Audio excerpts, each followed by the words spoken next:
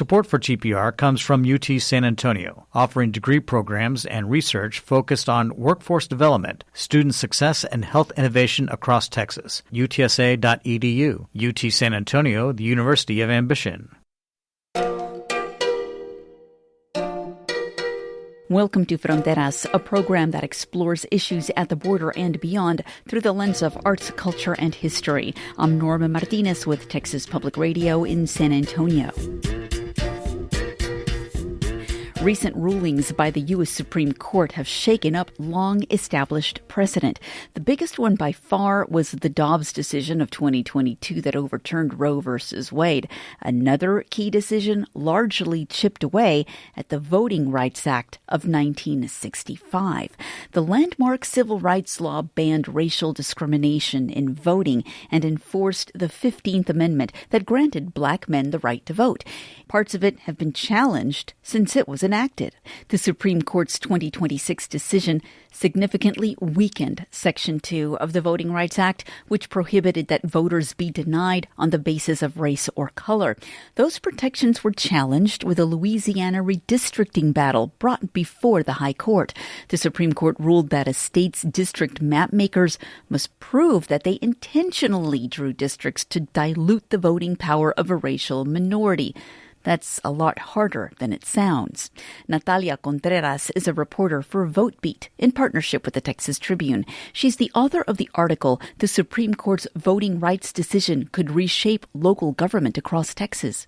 Contreras explains how the ruling is already being felt in Texas. So Section 2 of the Voting Rights Act, which was first enacted back in the 60s, and it was, a groundbreaking federal law and federal act, had been used for years, right? Because this law bans practices that discriminate based on race. And it has been used for years to challenge election maps, electoral maps, any type of gerrymandering that weakens voting power of Black, Latinos, and Native Americans and other underrepresented communities, not just in Texas, but across the country. And, for years, actually, Texas specifically, ever since the law was enacted, ever since Texas has been challenged and has been found to violate this. So every map that Texas lawmakers have drawn ever since has been found to violate this. And, the recent ruling, what it did, it was basically, it makes now Section 2, and this is something that, some of the experts that I talked to about this told me, but it basically makes it useless. It didn't outright get rid of Section 2, but it makes it so much harder for anybody to challenge electoral maps that discriminate in this way that we've been talking about. And so, we may see a different outcome in the maps that have been challenged here in Texas. I mean, there was redistricting that happened in the past year, and, that moved forward. But then there's still litigation ongoing from maps from 2021. And so that could go a different way.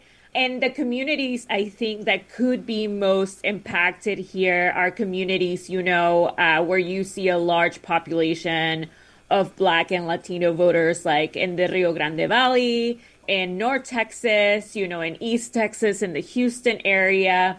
Those would be the areas that, I think would be impacted here. And so you brought up something interesting. The 2021 maps are still being fought in court, even though they no longer exist because of the current redistricting effort? Is that what you were saying? Yes, that's right. There's actually still ongoing litigation about that. And so some of those plaintiffs have dropped out, but there's still litigation ongoing. There hasn't been a ruling that has come out where we've been waiting on that too. But yeah, some of that litigation is still ongoing, as you can imagine. Well, let's think back about the recent redistricting effort here by the state of Texas. It was done in the last legislative session, and it's almost like they were prescient, almost like they saw what was coming with the Supreme Court, because there was a lot of fight to prevent the state from redistricting. A lot of the complaints against the effort were because it seemed like perhaps the Republicans might have been losing a bit of sway amongst their voters, and maybe this was a way for Republicans to keep hold by redistricting certain congressional districts, redrawing those maps. And we're seeing a lot of that happening in play in some of the elections that we saw in March that we'll be seeing coming up in November. And we also know that to draw maps to gain partisan superiority is legal. That is something that maybe a lot of people might not know. So can you tell us about this particular redistricting effort and maybe how it might fit into what the Supreme Court just recently ruled?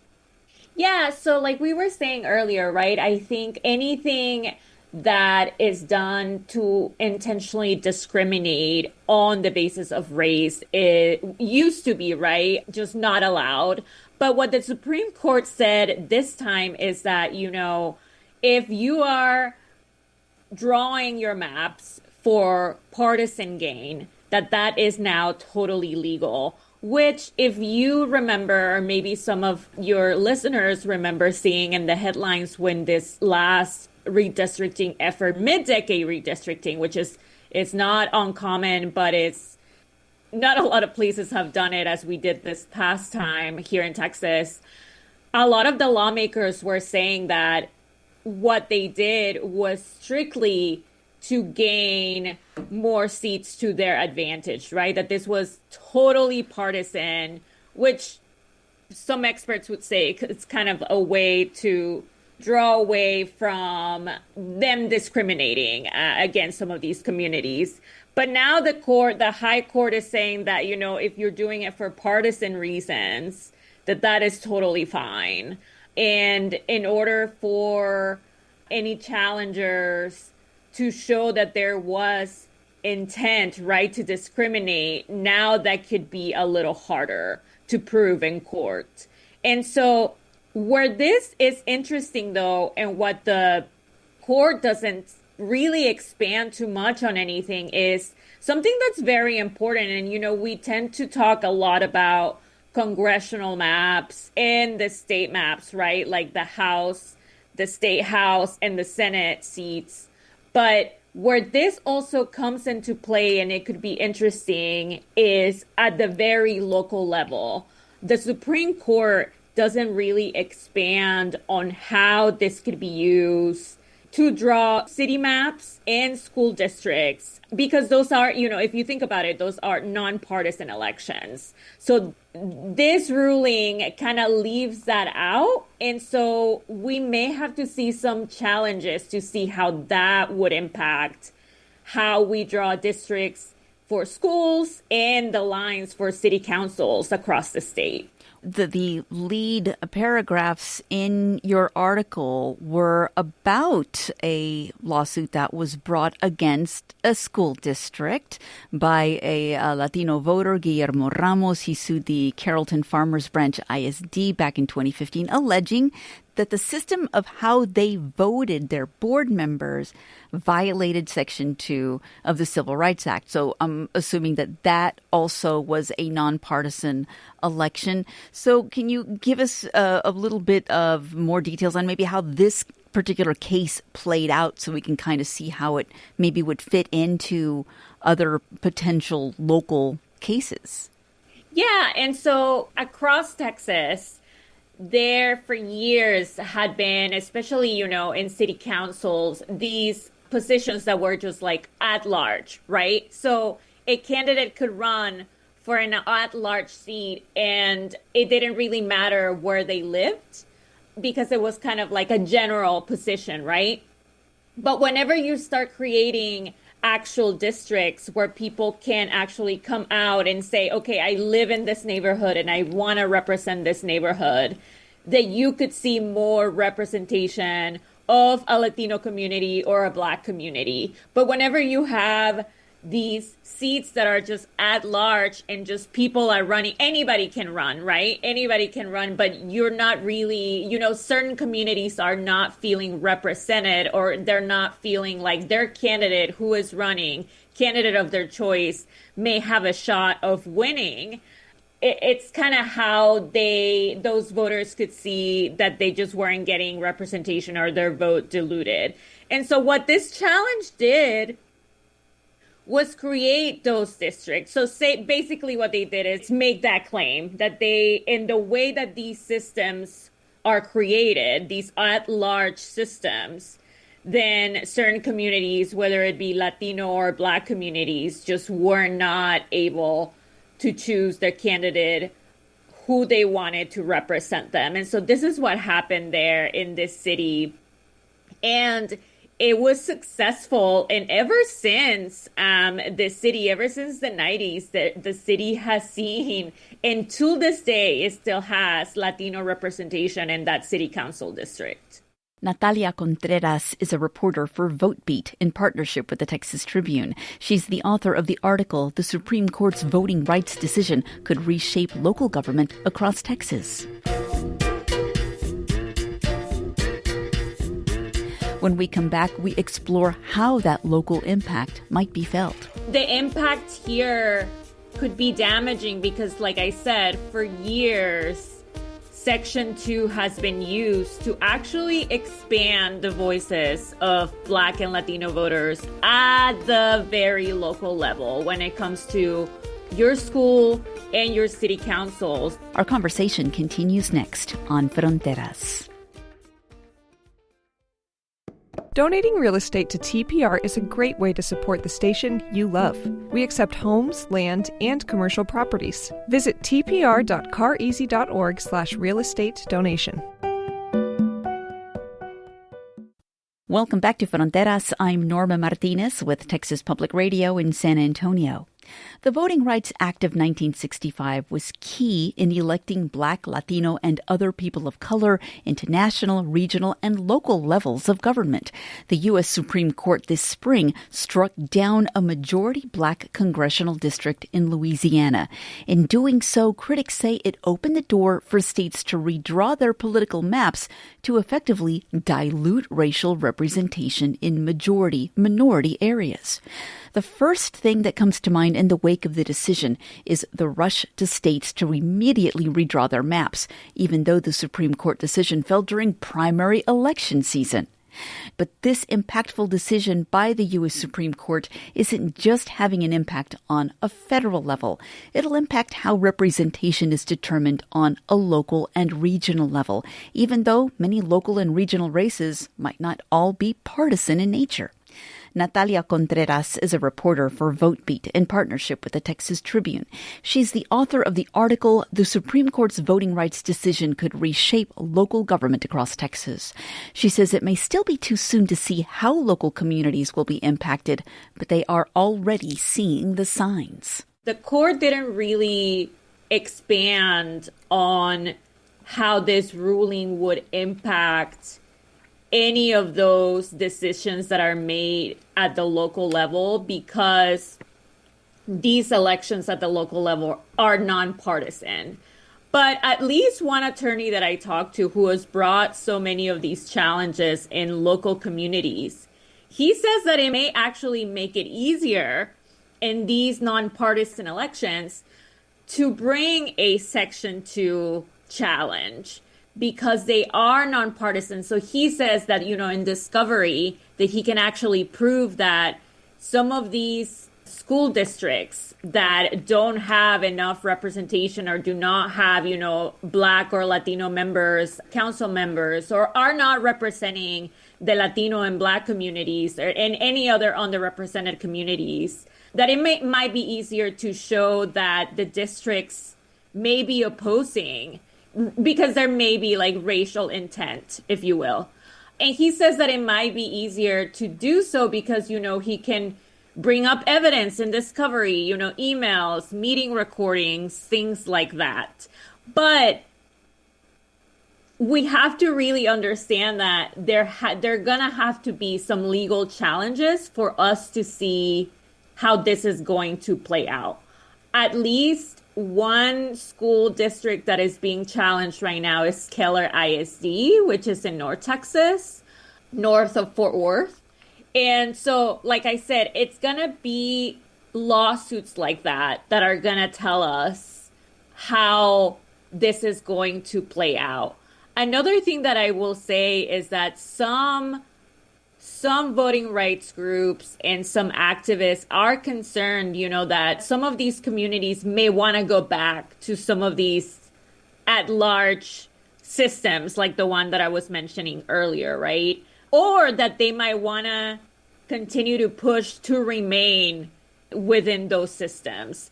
And so the impact here could be damaging because, like I said, for years, Section 2 has been used to actually expand the voices of Black and Latino voters at the very local level when it comes to your school and your city councils, which are so important because those are the boards that really, really touch our daily lives, right? But really, like, the effects of this is yet to be seen because the courts are going to have to resolve this. This is only going to be resolved in the courts. So lawsuits we're going to see just a lot of lawsuits. It's what I'm trying to say in order for us to see how this is really going to play out in the long run.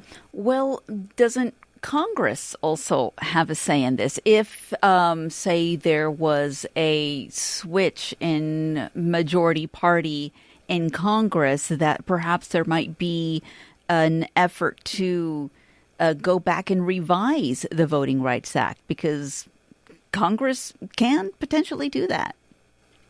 Yes, you're right. It's just, like I said, I think it's a matter of politics is going to play out here, and what Congress may or may not do, it's also yet to be seen. But you're right. I mean, they also have that ability. It's just, I think this decision immediately at the local and at the state level, we are seeing some of it already play out, but in most cases, I think it's going to take some time. Well, as I was mentioning earlier, a lot of states have sort of raced to redraw their maps. Texas has already done so. Do you know, and I have not heard anything along these lines, but I'm wondering if you've heard that perhaps maybe Texas is thinking of going in again to tweak those maps in the wake of this ruling. Oh, absolutely. I think that's something that some lawmakers have already made statements on publicly. And absolutely, I think in Texas, we're going to see that again. And we may see some of that conversation in the upcoming legislative session. Absolutely. Well, there is an election coming up in November. They're expected to be very important midterm elections. And a lot of these redistricting efforts, a lot of these new maps are coming out ahead of this election. So it's going to be really interesting to see kind of how it all plays out, especially here in Texas. But if somebody is new to Texas, or they are maybe going to or thinking of becoming a first-time voter, maybe they've just become a new citizen and they want to get involved, there's some very complex hurdles that people may have to get around in order to just be able to register to vote. So, Natalia, could you maybe give us a good idea of what it is to know that we need to do in order to make sure that we can vote by November? Yes, so the deadline to register to vote is always 30 days ahead of the election. And so I would highly recommend, and like you said, especially anyone who's new to the state, to figure out who your voter registrar, your local voter registrar is. If you're able to go in person and fill out a voter registration application, I would highly encourage folks to do that, especially since your local registrar's office, you'd be able to get any guidance on anything that you might need or any questions that you have about the voter registration form. Also, I would highly recommend too that folks, if they have the time, to just check up on their registration status, not just online at votetexas.gov, but also by calling the local registrar's office. And a reminder, too, that, we do not have online voter registration. However, if you are already a registered voter and you have a driver's license or a state ID and you are updating that document online at the DPS website, the Texas Department of Public Safety website, you are also able to update your voter registration online if you have moved. However, I highly encourage everybody to double check, not just to, do it and then assume that it's done and you're good to go. Just because of how our system works and the fact that our system is not perfect, I would highly just recommend everybody to double check your voter registration. If you're already registered, just make sure you're still registered. You should be. I mean, that doesn't change. But especially if you've moved, if you need to update anything, if you've changed your name, if you want to update that, things like that, just double check that everything is good to go at least 30 days ahead of the election. And if folks can do it now, that's even better. And, mail ballots are also kind of tricky, but I believe this is one of the newer changes that have been made to that particular law. If you request a mail ballot, you now have to do that every single calendar year. That's right. Yes. And you have to do it every year, but also now there's a way for you to track your mail ballot online.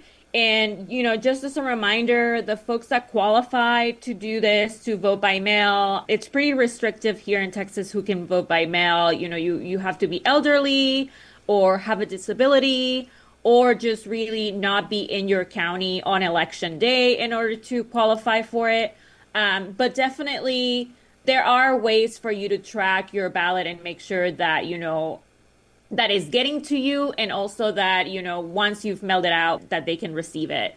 But definitely, I think in Texas right now, until we are able to improve the system that we have, I think it's on us, unfortunately, to kind of double check that everything is good to go before we head to the polls. Well, Natalia Contreras, it's been an absolute pleasure talking to you today. Thanks for joining us for Fronteras.